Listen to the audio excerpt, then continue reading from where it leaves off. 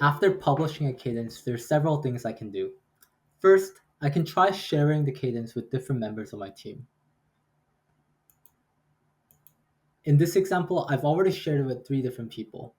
I can continue to add more people by clicking on the add button and entering the names of anyone else I want to share it with.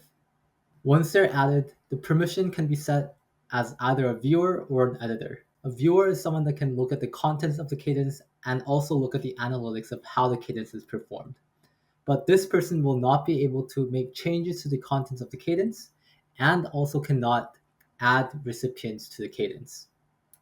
An editor, on the other hand, can do all of those things. Next, I can click on Manage Cadence. Now that I'm in the Manage page, it first gives me an overview of how the cadence is performed and also how each step of the cadence is performed.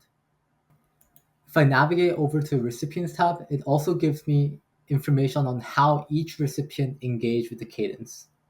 If I want to look at information for a certain step, maybe the first step, it also gives me analytics for that specific step as well. For example, it seems like Venki clicked on links 4 times, opened on links 4 times, but did not reply to the email. If I click into the clicks analytics, it gives me exactly which links within the email was clicked on. And in this email, there happened to be only 1 email, but imagine there's 2 or more emails. It will give me exactly how many times each link was clicked as well. The next thing I can do is continue to add more recipients to this cadence. Imagine this cadence is for onboarding new clients. Whenever I have new clients, I can add them by clicking on Add Recipients, and again, adding the recipients in one of the 3 ways that I've described before. Next, if I want to edit the contents of the cadence, I can do that as well.